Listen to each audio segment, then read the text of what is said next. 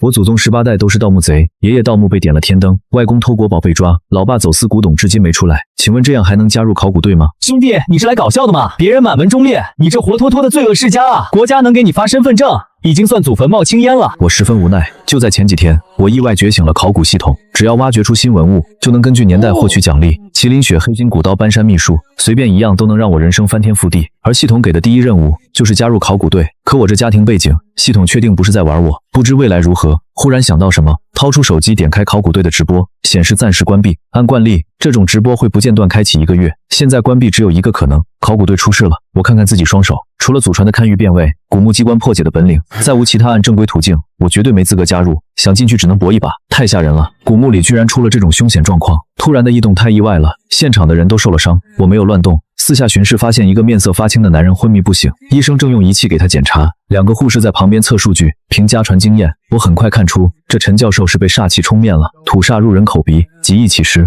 这是我小时候爷爷让我背的典籍里记载的。看情况已经有3小时了，我不敢耽搁，快步走向人群。小子，别过来！考古重地，无关人员不可入内。保安大哥，那是煞气冲面，现在的医疗器械治不了，除非全身换血，不然绝对没得治。就算换血，也肯定落病根。你让我去，我知道怎么救他。我看过直播，陈教授是考古队里分量最重的人物，救活他加入考古队就是一句话的事，更何况我专业对口，稳赚不赔。保安一脸无语，指了指角落道：看见那个没？下午一出事他就来了，说能用老办法救，结果找了一堆狗屎糊陈教授脸上，腿让人打断了。那当警察呢？后来才知道他跟直播间打赌，这么干就有人刷火箭。陈教授是国家栋梁，你们年轻人也太放肆了，侮辱国家栋梁，3年起步。保安大哥，我真能救黑驴蹄子咬嘴里，再用银针扎神阙中庭直刺人中，掐3分钟就能醒，再耽误真会出事是吗？王院长亲自来都没用，你以为这么简单？又一个博流量的抓起来，快走吧！大哥，我真能救，你们再不信，他真会死，我真不是来博流量的，别把我跟他扔一块啊！就在这时，一阵剧烈咳嗽声响起，焦急的女声传来：王医生教授血压突然升高，心跳很快，颈部出现异常纹路了。躺着的陈教授前一秒还平稳，下一秒就身体剧烈不适，异常雾气从口鼻溢出，众人面色大变。我眉头紧皱，心中暗道不好，古墓湿寒地气已侵体，攻心脉，情况危急，没多少时间了。他一出事，我少不了要被牵连。调查将监测电极片贴在胸口上腹核心区，务必精准贴附，保障数据传输，做好核心监测点位的后续微调。封门深注，肺鱼灵台，依次行针，按压腹中，让他把淤血吐出来。肺部压力恢复正常，血压恢复正常。快把大师请过来，所有人让开道路。刚才那些话是你说的？不然呢？小兄弟，你这手针灸跟谁学的？王院长赶紧询问，都是祖上遇过的事。那你祖上肯定是赫赫有名的中医世家，依你看陈教授这病该怎么治？中医针灸只是吊命，接下来还得用黑驴蹄子，有黑驴血更好。黑驴蹄子和血有啥用？这跟救人没关系吧？我淡淡解释道，土煞入人口鼻，易起尸，既然已经被冲了，就得用能镇煞的东西。黑驴蹄子对寻常起尸有奇效，黑驴血能驱煞气，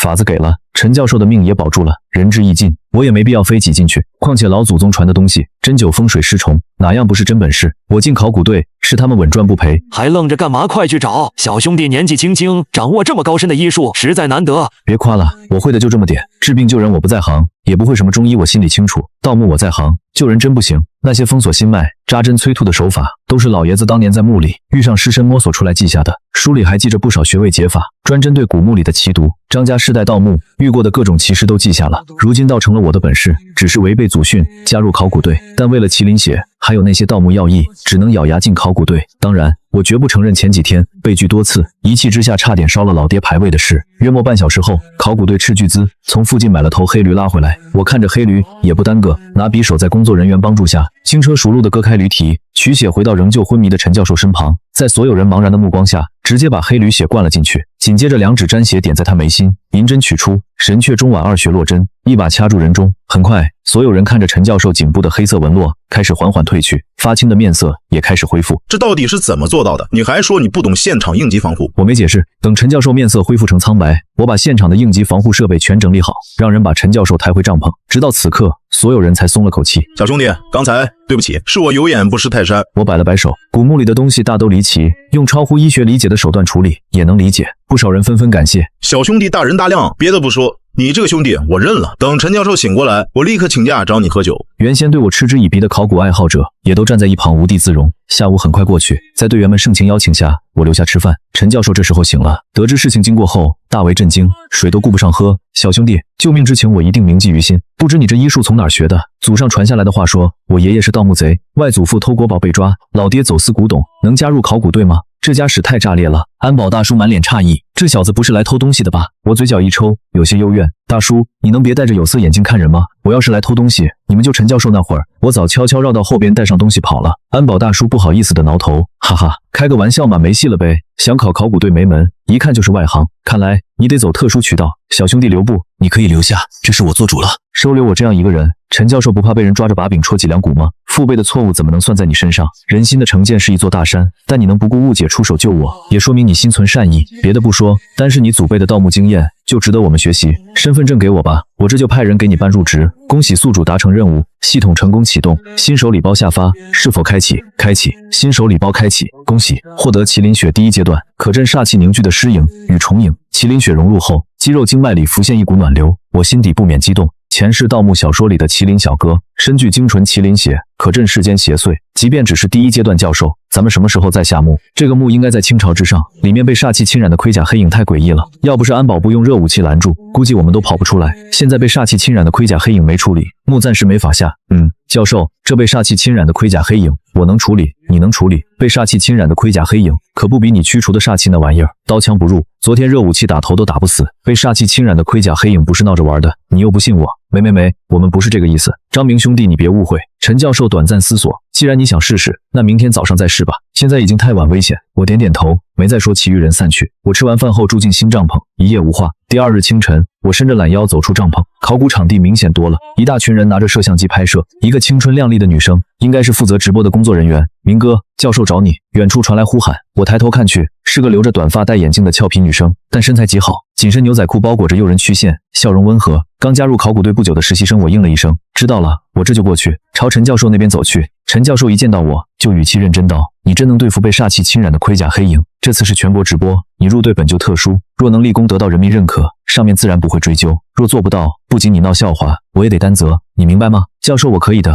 你放心，这次行动的人选你来决定，需要哪个部门支援，我们无条件配合，不用正常下墓就行。记录人员照常，各部门派一人跟着陈教授也下去。对了，让昨天那个安保队的大高个带武器跟着，好吧？观众朋友们，大家好，欢迎观看江城考古直播。昨天的事件后，考古队找到了处理被煞气侵染的盔甲黑影的办法，请来了擅长处理此事的高人，请大家期待能处理被煞气侵染的盔甲黑影的人，那得是大师级别吧？咱们江城还有这号人物说好的大师呢？安保记录考察的不都是熟人吗？就这毛头小子能处理？据我所知，昨天正是张明小友帮陈教授治好了病症。张明，大家都准备好了，准备下墓吧。我走最前面，大壮断后，所有人跟在中间，别掉队。太狂了吧，完全没把考古队员的命放第一位。在这个历史文化缺失的世界，每个考古队员都弥足珍贵。一时间，观众纷纷把电话打到节目组投诉，谴责我轻率指挥。冰冰收到无数投诉，心底无奈。我这条通道是塌陷区，穿过去到宽处有9处文物堆积区。原本敬仰陈教授的人，在弹幕冲刷下，三观开始扭曲。以往节目中那个替队员性命考虑的教授，今天竟丝毫不把队员性命放心上。更多人加入投诉，要在悲剧发生前阻止陈教授作死，把那个灌迷魂汤的毛头小子送进监狱。陈教授后台说，投诉电话被打爆了。观众说，您擅自指挥，不把队员性命当回事。考古队队员们面面相觑，大壮挠头，似有不解。我眉头一挑，有些不悦。我刀呢？在这，大壮从背后取下唐刀递给我，我背在背上，没再理会冰冰和直播间打量着有塌方痕迹的耳饰，露出思索。我观察血尸留下的血迹，脑海中海量知识翻涌，淡淡分析。血尸昨天出来后，在这徘徊过，煞气只在聚阴之地不散，土煞留残念。从血迹看，除了你们说的那片空地，这里还有另一条通道。直播间观众炸了，你是说除了那片空地，还有另一条通道？现在局势不明也好，现在是辰时，遗存区结构稳定，暂时没有塌风险，隐藏的通道应该在那片空地。我相信他。去9具棺椁那地方，不是厕所里打灯找死吗？怎么感觉这条路比之前长了？之前最多3000米，现在走了2.5公里还没到头。对啊，教授，这地方好像变长了。我开始慌了，昨天半小时就走完，现在40分钟还没看到头。小张，你怎么看规整对称布局？什么？你是说这里的通道蕴含古老的规整对称布局机关之法？什么？考古队员震惊，节目组呼吸急促。观众们愣了，有人说是大夏最古老的看舆之术。那些原本不看好我的人开始迟疑，这小子真懂九宫飞星，那可是看舆精粹啊！一时间，愤怒的观众沉默下来，但更多人还是不信，觉得我在装。接下来怎么办？飞星者借九宫之位产生的变数，此为九宫飞星。近来我观测山脉走势，此位因为七赤破军，融合飞星之道，可得出去的路不在前后。1、2、3、4、5、6、8、7、9，走吧。主墓位置就在这里。教授这间墓室之前没发现，全新的历史书上没记载，是不是发现什么了？时刻注意烛光，若烛光有变，所有人立刻放下东西，到我这边集合。陈教授凝重点头，众人露出正色，我表现已获认可。要不是明哥找到出路，你们还在甬道里转呢。他们进入了古墓的主墓室内，主播快跑，冷烟火，声音从棺椁里传出来的我，面色难看，紧握长刀，心底紧张。我虽有祖传知识和第一阶段麒麟血，但没有武力，唯一对抗血尸的办法是把血抹在刀上，但不确定行不行。我特意嘱咐，不到万不得已，不用冷焰火，生怕惊动怪物。没想到最终还是惊动了，完了，快报警！有人向我行礼，这太不可思议了，我怎么感觉他们就是为了等你来，把东西交给你？我的天，这是真的吗？小张，你到底是什么来历？老实说，我也不知道为什么，或许因为麒麟血，但没说出来，免得被切片研究。这时，脑海响起系统声音，检测到文物出土，胡牛永昌大元帅金印文物年代明崇祯，恭喜获得1500文物点，系统商场开启。我露出思索，小张这里就是唯一的核心遗存区了。根据规整布局推测，这片地域只有这个核心区域好。大家整理采集，准备回去，脑海里边开始思索着来龙去脉。如果麒麟血能引起明代事变将领跪拜，那在这世界是不是有别的寓意？我不知道。1小时后，众人走出古墓，冰冰结束直播持续半个月毫无所获的考古，半天就在我带领下找到主墓室，带回未知年代的文物。陈教授找考古大佬研究金印去了。我看着远处山川走势，发现金印的地方上方是条宽阔河流，或许是平行世界的原因，历史断层严重，但文物依旧存在。前世记忆中，胡牛永昌大元帅金印是在江口发现的，可能因塌方被冲上来平行世界，地点对得上，时间线不对。不过与张献忠有关的军印出现在这里，那么明十三陵是不是也真实存在？我摇摇头，回帐篷换衣服，躺床上玩手机。很快，一条资讯弹窗引起注意，葡萄牙发现了疑似哥伦布的圣玛利亚号船舶。崇洋媚外的网友评论刺眼，我看着刺眼的评论，心里十分不适。世界文化断层严重，大夏仅存清王朝历史，清前灾难来源已无法追溯。而相比其他国家，大夏清王朝那段割地赔款、卑躬屈膝的历史，让不少国人厌恶自家文化。看样子考古之路任重道远。我关掉手机，叹息。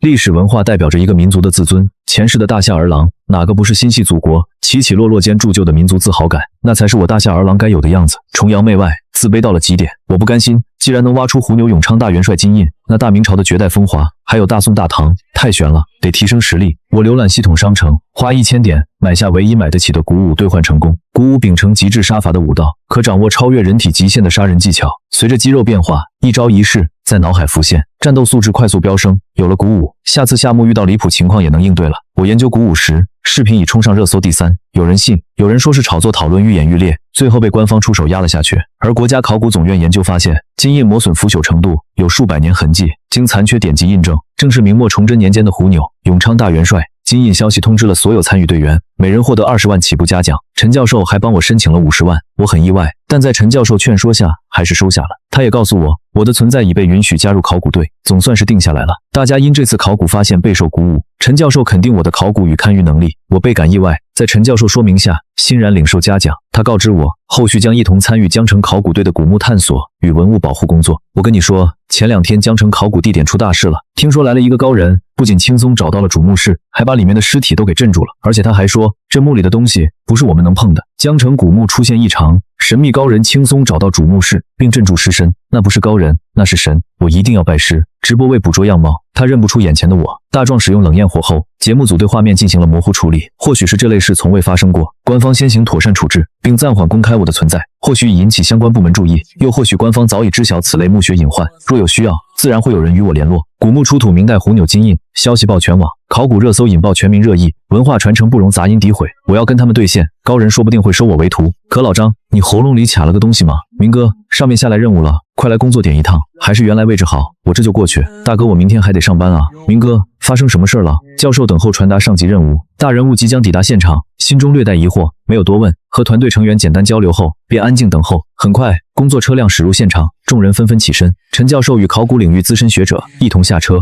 学者向大家致意。陈教授安排众人进入工作帐篷，大家依次跟随入内就坐。此次召集大家，是为了近期重要的考古相关事宜。此前出土的虎钮金印备受关注，经团队研讨确定将开展国际考古文化交流展示项目。听到要开展国际考古文化交流相关安排，现场的考古队员们都感到有些意外。我面露思索，没有开口说话。陈教授点头回应了大家的疑惑。我国已发掘多处明代古墓，此次金印出土更是实证了明代文明的厚重与真实。团队确定选取已发掘古墓，邀请外媒参与拍摄，以此宣扬中华优秀历史文化。可这是咱们的珍贵文化，外媒不小心破坏怎么办？小张，这事你怎么看？此次合作既是探索，也是上级对我的刻意试探，是他们求着来的，我们尽可能保护就行。真出事，责任不在我们。我知道个大墓，我平淡道出家族传承的堪舆之法。此前勘探发现，金印出土地并非完整的古墓葬。中年学者低声追问用意，我点头确认，此处墓葬需详细勘测，位置方位基本确定。一来，墓葬内的诡异煞气黑影可起到警示作用；二来，此处与原勘探地点位置相近，我表示此处墓葬应当能找到与金印相关的半生文物。陈教授瞬间变得十分激动。陈教授激动追问，是否是古籍记载的西王赏功钱？按记载，此钱必与金印相伴，出土金印的归属尚有探讨空间。但若西王赏功钱现世，便能直接证实相关历史记载，2天足矣。哇！祖传堪舆，远超科技勘测大墓，线索直指张献忠遗迹，做好必有嘉奖。我如实上报，军方会保障你们安全。军方人员现身离场，队员担忧任务成败，我平静让大家早点休息。次日清晨便寻找大墓入口，找到后即可发掘，随即让众人散去。陈教授点头附和，众人陆续散去，帐篷内只剩下我和陈教授。陈教授担忧询问我是否有把握，说明安保团队已敲定方案，后续会按计划推进执行。我让陈教授放心，坦言自己有十足把握。感受到他的关心，我心底微微一暖。我和陈教授打过招呼后，便转身返回自己的帐篷，准备次日的勘探工作。我心中明晰历史记载，虎钮永昌大元帅金印曾与西王赏功钱相伴出土，世界历史轨迹或有偏差，金印完好，预示大墓与金银线索，真相待明日。勘测验证清晨勘测周边山脉，锁定墓穴线索，祖传堪舆锁定盘龙宝地，墓穴规模远超最初推断。这片山谷墓葬格局特殊，墓主绝非寻常人物。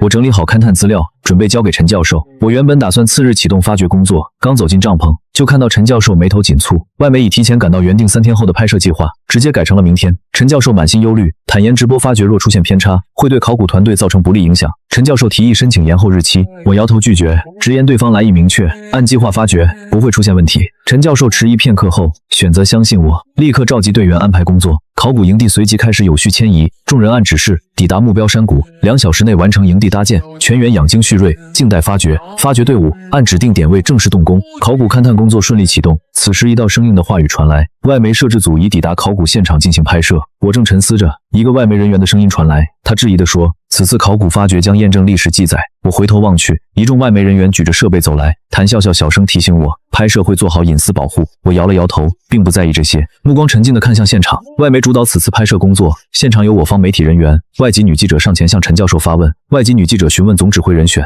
陈教授指向我，表明我是本次考古的总指挥。记者随即吩咐开拍，外媒与我方媒体的直播服务器成功连接，直播正式开启，直播自动翻译开启，两国网友涌入直播间。外媒记者楚志笑着向我发问，我平静回应，现场正在挖掘，2小时后即可挖通，午后便能进入墓室。楚志笑了笑，出言嘲讽此前大夏出土的文物，言语间满是轻视。你好，张明先生，我是外媒记者楚志。对于虎钮永昌大元帅金印是明末农民起义军领袖张献忠的遗物这一说法，网友褒贬不一，我冷漠回应，让对方无事不要打扰。说完便直接转身离开。楚志面色尴尬，对着镜头抱怨，称我方拒绝拍摄，海外评论区呈现争议，预判国内评论区热议讨论。直播间热度平稳上升，楚志面露笃定之色，带领考察拍摄队伍径直前往考古挖掘现场，片面预判已然呈现，后续真相揭晓即将正式拉开帷幕。大家可以看到，这就是张先生说的古墓入口。据他说，2小时后就能挖通，吃完午饭就能进，也不知道这位大夏能人会不会让我们失望。楚志的话把战火引到我身上，2小时快到了，楚志一直在煽风点火，外国人嘲笑大夏无人道时间了，入口通了。楚志开口揶揄张明先生，看来你的推测不准确，教授挖到了是木砖。我吩咐众人撤离现场，待空气流通，用餐结束后再进入墓室。我敲定4位下墓人选，结合墓室环境与风险，选择精简人员前行。我得到的信息是，张先生自己都没自保之力吧？外媒一行人神色轻松，楚志出言表示轻视，墓道寒意渐浓，队员紧绷戒备。楚志依旧出言嘲讽盘龙之势有4级，此处仍在外围，继续前行。看来对大夏人评价过高了，盘龙之势有4级，长墓道仅在外围，需按张家密点继续深入。众人走出墓道，抵达空旷墓室，我神色变得凝重。你们大夏的古墓这么随便，就一条墓道，是现建的吧？一声闷响骤然传来，现场气氛瞬间紧绷。张先生，你们自己建的，墓道不规范啊！他认定古墓为仿建，质疑相关文化史实。我刚要开口回应，闷响与塌方声接连响起，诡异声响从暗处传来。快跑！谭笑笑大壮、陈教授虫群突袭墓道，危机瞬间降临，外媒人员遭墓道虫蛇袭击，四散奔逃。神秘黑影突然降临，银色刀光闪过，詹姆斯身旁的虫子碎成血沫。卧槽！飞檐走壁，我落地后继续挥刀，原本疯狂撕咬的虫子竟开始后退，黑蛇也死死盯着我，发出忌惮的低吼。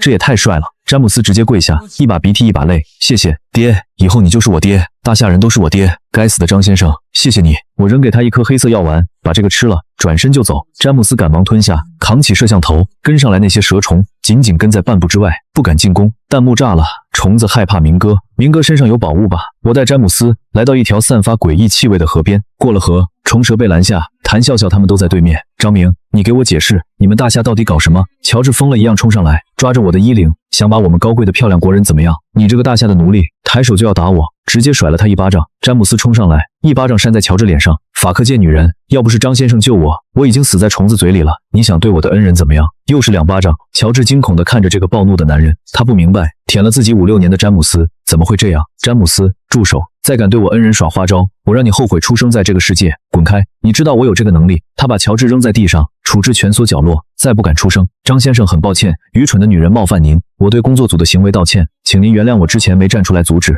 有些事我也不能左右。我拍拍他肩膀，开始打量四周，空旷空地身后是地下暗河，前方山壁镶嵌着巨大石门，遍布精美纹络。大夏网友讨论着虫子，怕我和我的功夫；外国网友则在声讨詹姆斯，他真的是龙的传人吗？更多人不屑是窜言，用雷管炸就行。演给我们看的古墓里的外媒也不耐烦，张先生，你们没雷管吗？我们还要去别处雷管炸门，你们都要死！最后一人还没说完，被詹姆斯眼神逼退。外国网友笑，突然我拔出唐刀，又抽刀后退，黑色液体从破口流出，刺鼻恶臭弥漫全场。先前不屑的拍摄组面色大变，浓硫酸为什么会有硫酸？处置目光藏着，不敢置信，他怎么会知道大夏网友炸了？明哥牛逼，一眼看穿门道。外国网友心神战栗，难怪说用雷管都得死。石门里存了多少硫酸？他怎么知道的？难道是大夏安排的？有人开始醒悟，从土壤到墓道，这是从未发现的墓穴。大夏没作秀，作秀的是乔治。时间流逝，石门内传来哗啦啦的声音，石门缓缓开启。拍摄组的人看呆了，盐酸密度高，阻隔了机关运转，酸流进空心磁柱落下。如果用雷管炸，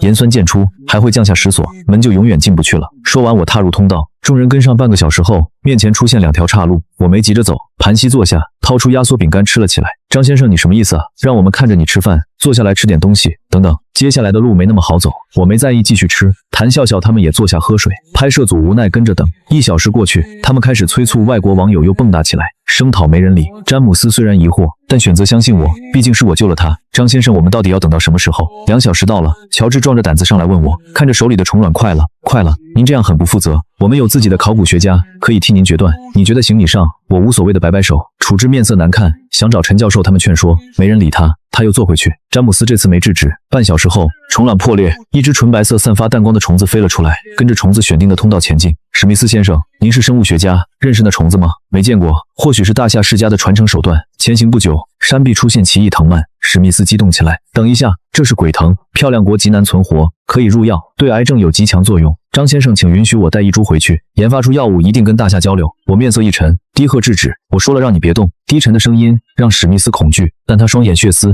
语气坚定。张先生，今天我一定要把鬼藤带出去，我们可以共享医疗技术，但绝不允许它白白浪费。直播间刷了一波好感，外国网友敬佩，更多人谴责我没有付出精神。直播间很多人支持我们，带走我们的人也在跟大夏官方交涉，大夏网友却感到不妙。按以往经验，我越严肃的地方越危险。乔治跳了出来，张先生，请你自重。詹姆斯握紧拳头，但迟疑着没动手。我看着添乱的外媒，眼中冰冷。那是鬼藤，动了你会死，可笑。史密斯冷哼，一把抓住藤蔓。那么请问张先生，我现在有什么事吗？他露出得意。我扛上拍摄组里唯一的大夏媒体人就跑，谭笑笑他们赶忙跟上。大壮挠了挠头，看到藤蔓动起来时，也匆忙跑路。詹姆斯懵了，感受到藤蔓诡异蠕动，赶紧带2个人跟着逃命。史密斯想跑时，藤蔓已死死缠住他胳膊，他面色大变，凄厉惨叫：“救我！救我！”他奋力挣扎，却只能看着自己被缠绕，肌肤刺痛传来。这些藤蔓在吸他的血。半小时后，逃脱鬼藤后，众人看着我满脸后怕。如果不是我，所有人都得死。你为什么不救他？你能认出鬼藤，还会功夫？银光闪过，我淡漠收起唐刀，再指我砍的就不是指头了。乔治凄厉惨叫，鲜血洒落，拍摄组满脸恐惧。这事儿闹大了，我继续探路。詹姆斯微微摇头，谭笑笑迟疑，陈教授眉头紧皱，处置满脸怨毒的收好断指。我从始至终没在意，3番5次挑衅底线，砍了就砍了，什么结果我担着。直播间彻底乱套，王景很快压下京城重兵把守的办公室内，一位老人和中山装男人看着直播画面，老人声音冰冷：“这事你怎么看？”张家历代钻研堪舆勘探之术，此子掌握的东西正是我们最需要的长白山、昆仑山。最近出现的东西已超出军方能力范围，或许此子……他没说下去。今年大夏内部变化鲜有人知，那些超乎理解的诡异奇虫、毒物，正是军方无法探索昆仑的原因。这次行动全权交给张明，也是因为军方一直在寻找对抗未知危险的方法。他解除血尸毒，引来血尸下跪，早已引起官方注意。如我大夏者，不可轻饶，去做吧。古墓中短暂休整后，众人来到一片青砖铺就的地方，四下算不上宽，一堵高高的青色幕墙拦在面前，一块长方形石板像门一样镶嵌墙内，脚下青砖整齐，充满神秘。末路了，那东西像门，但感觉不太妙。大夏观众凝重，谭笑笑他们看向我，现在只有我能找到进去的办法。外媒的人搀扶着满眼怨毒的处置，忌惮地看着我，不敢再冒犯。我看着在光滑石板上徘徊的白色小虫，露出思索，要从龙口位置进入，这里应该是墓穴所在。寻尸虫发现了尸体，不像门，莫不是棺椁？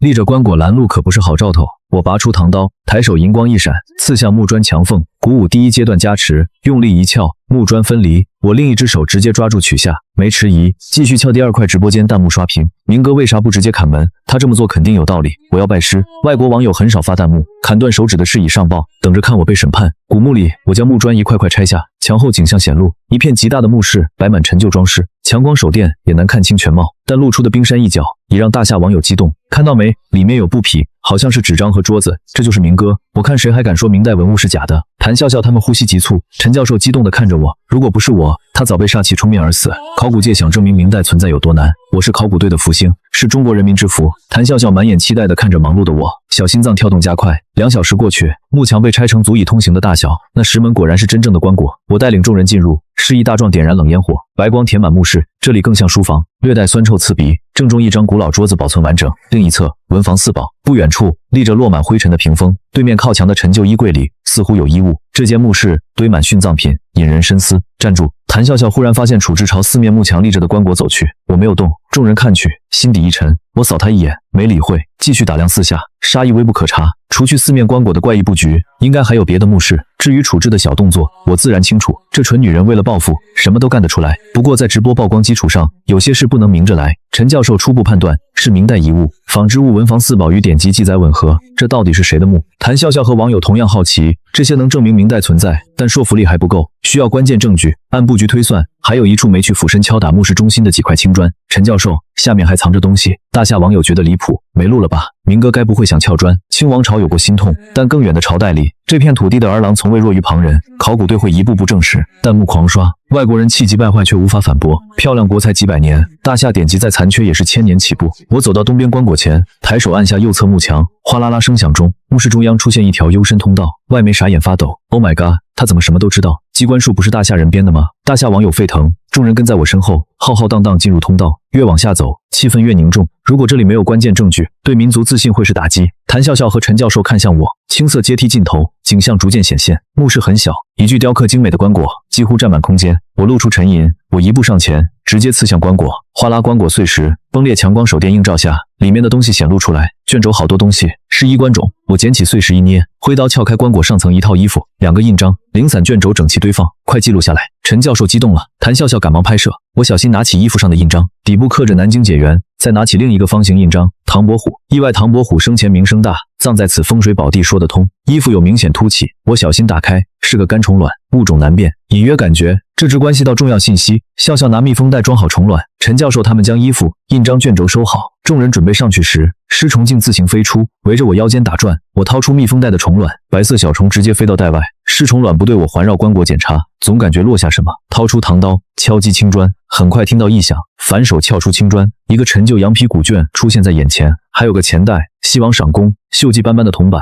破损的钱袋为什么出现在唐伯虎墓里？我小心收起，看向羊皮古卷，上面有幅精美地图，像刺青没多停留。我收起古卷，向上走去。众人把能带的东西收好。直播接近尾声，联系安保队后，上方传来挖掘机轰鸣，绳梯放下，我们陆续离开古墓。出来才发现，我们出现在山谷正中。按既定路线，应该在山谷另一侧，同样存在9宫飞星布置，不是老张家的手段。我记下这事，嘱咐陈教授检测虫卵，上交羊皮古卷和钱袋铜板。我抱着唐刀静静等待，砍了乔治手指。那帮外国佬不会放过我。半小时后，全副武装的车辆出现，一队士兵下车，直接逮捕了乔治。我有些意外，张先生辛苦了，早点休息。文物有消息会通知你，因言行违反现场规定，即刻离开勘探区域。乔治因言行不当，被现场工作人员依规代理工作人员完成指引后便转身离开。我没多想，跟考古队打过招呼后离开现场。